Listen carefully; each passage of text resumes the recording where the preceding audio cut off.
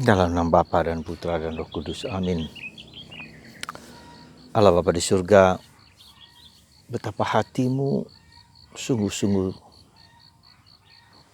secara total mencintai kami dengan mengorbankan dirinya sendiri bagimu dan bagi kami. Dan hal itu ditunjukkan oleh pesta Santa Teresa kanak-kanak Yesus hari ini.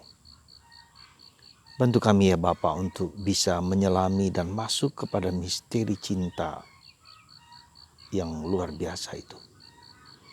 Sehingga kami bersedia mengorbankan, memberikan diri kami seutuhnya dan sesungguhnya. Terpujilah namamu kini dan sepanjang segala masa. Amin. Saudaraku terkasih dalam Kristus, hari ini kita memperingati Jumat pertama yang dilambangkan oleh hati Yesus yang terluka karena dosa kita. Hati Yesus yang mengorbankan diri hidupnya seluruhnya menjadi korban cinta kepada Bapa. Dan itu diberikan contoh kepada kita hari ini Santa Teresa kanak-kanak Yesus. Seorang suster yang sangat-sangat sederhana, tetapi memiliki cinta yang sangat besar, menemukan cinta Yesus yang sangat besar dalam hidupnya. Dan pengalaman cinta yang begitu luar biasa itulah yang membuat dia berubah, membuat dia membalas cinta Yesus itu dengan seluruh dirinya. Ketika masih umur 15 tahun dia berkobar-kobar untuk masuk ke biara suster Karmelites. Suster yang tertutup, yang ada di dalam, yang tidak melayani di luar. Meski dia tahu itu adalah untuk mengikuti kakak sulungnya, Maria Pauline, yang sudah masuk ke dalam. Cinta Yesus inilah yang ia temukan dalam surat Paulus kepada umat di Korintus, bahwa cinta segala-galanya. Di semua karya keutamaan, cintalah yang mengubah hidupnya. Di samping inti, dia menemukan inti kehidupan kekatolikan, tapi dia juga menemukan inti bahwa kehidupan itu sungguh berharga. Artinya apa? Saya katakan sungguh berharga, bahwa apapun kehidupan, apapun yang ia alami dalam kehidupan ini, itu adalah anugerah Tuhan, adalah anugerah cintanya. Jangan dikira bahwa Santa Teresa tidak mengalami penderitaan-penderitaan, sangat mengalami. Sebagai anak bungsu, dia ditinggal oleh ibunya dalam usia yang sangat muda, bahkan sejak dia dilahirkan. Karena setelah dia dilahirkan, ibunya menderita kanker payudara, maka dia diserahkan kepada saudari ibunya yang bersamaan waktunya juga memiliki anak yang kecil, sehingga ia disusui oleh saudari ibunya itu. Pada waktu itu belum ada susu formula. Nah, jadi kita lihat di situ ketika dia sudah sejak kecil dilepaskan dari ikatan dari keterasingan dengan ibu dan bapaknya. Jadi dan terus pengalaman itu, ya, pengalaman kemudian dia ketika ibunya meninggal pada usia yang sangat dini, lalu dia diasuh oleh kakak sulungnya Pauline yang kemudian masuk biara. Dia kelepasan lagi, dia merasa kehilangan lagi, dan saat itulah dia mengatakan, saya mau menjadikan Bunda Maria sebagai ibuku, sebagai pengganti ibuku sendiri, sebagai pengganti kakak Suster Pauline itu. Nah, jadi yang saya maksudkan apa, saudaraku terkasih? Apapun kehidupan kita, bagaimanapun kehidupan kita, entah baik entah tidak, itu adalah anugerah Tuhan. Dan Tuhan mengizinkan itu terjadi supaya diubah menjadi rahmat yang berlimpah. Maka kita tidak pernah boleh, sekali lagi tidak pernah boleh mengutuki hidup ini. Perjalanan hidup Anda, perjalanan apapun yang sebesar apapun, seberat apapun, dijalani dengan penuh cinta. Nah tadi itu dia. Jadi menerima kehidupan, menemukan cinta, dan yang ketiga adalah sebagai anak dan bapa. Relasinya dengan Tuhan adalah relasi anak dan bapa. Dan kita tahu seorang anak yang tulus, yang tergantung, yang polos, menggantungkan hidupnya hanya kepada Bapa. Penyelenggaraan ilahi apapun. Dan jangan lupa ketika dia masuk biara, bapaknya juga sakit. Ya, bahkan dikatakan pernah masuk rumah sakit gila. Anda bayangkan. Dan dia tidak pernah boleh berkunjung ke rumah. Tidak seperti sekarang. Waktu itu sangat keras, sangat ketat. Ya, dia mendengar bagaimana bapaknya kemudian wafat juga, menderita, kemudian dianggap gila. Jadi kita melihat bahwa kehidupan menjadi suci, kehidupan menjadi baik itu bukanlah sesuatu yang gampang, bukanlah sesuatu yang sederhana. Tapi pertama-tama belajar menerima kehidupan ini dengan tulus, dengan apa adanya. Ya. Karena Tuhan punya rencana apapun dengan hidup kita yang sekarang ini. Ya. Mungkin kita punya penyakit, mungkin kita punya problem dengan suami, dengan istri, dengan anak-anak, whatever, apapun juga.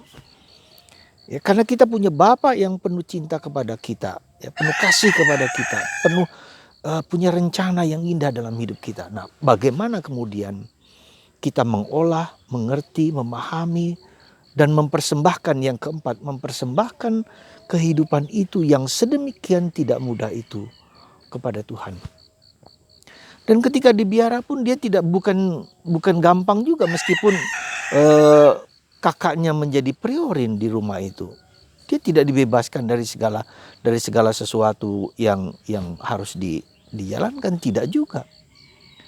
Dia juga mengalami penderitaan ketika suster priorinya si Gonzaga itu yang cukup keras dan cukup dalam tanda petik juga cukup kejam dalam tanda petik. Ya.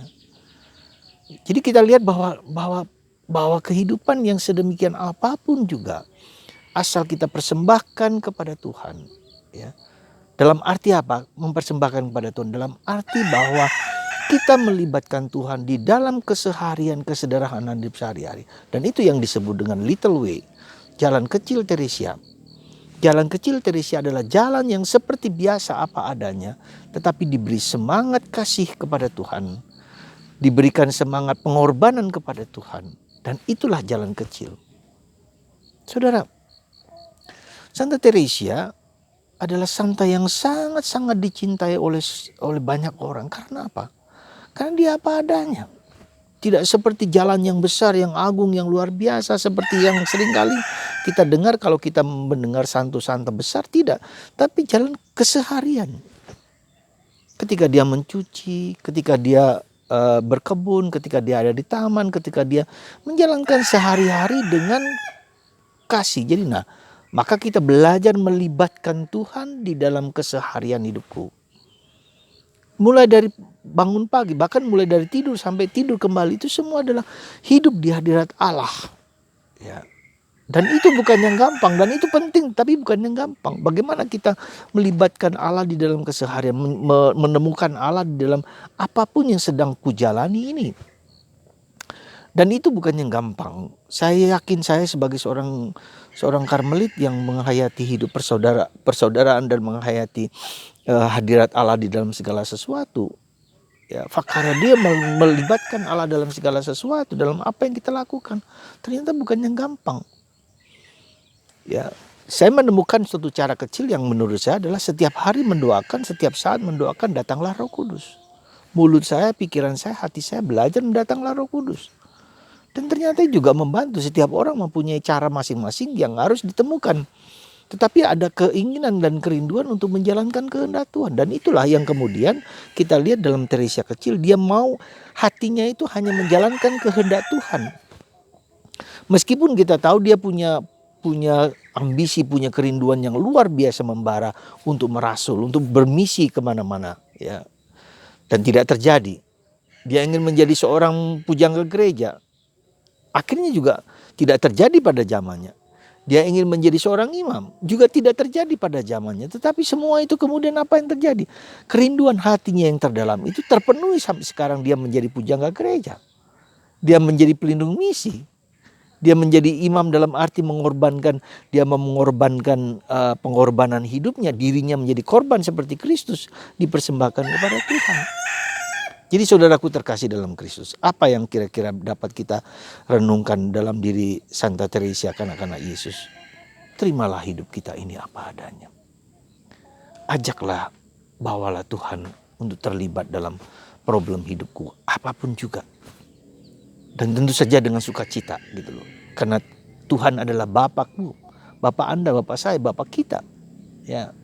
Jadi kalau seorang bapak pasti punya care, punya perhatian, punya cinta yang besar kepada anaknya.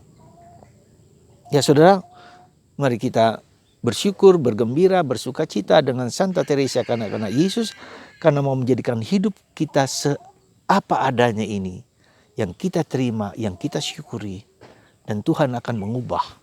Kalau kita mengizinkan diri kita dibentuk. Mengizinkan Tuhan untuk terlibat di dalam proses kehidupan kita. Apapun juga. Teresia tidak pernah dilepaskan dari segala penderitaan dalam hidupnya.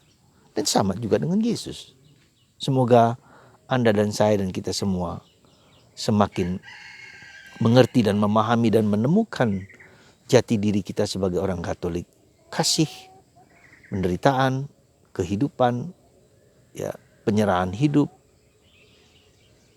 dan pemberian diri dan karya misi.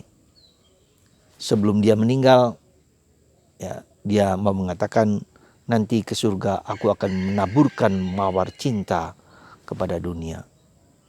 Dan itu seringkali terjadi pada orang-orang yang mohon dari Santa Teresa kanak-kanak Yesus.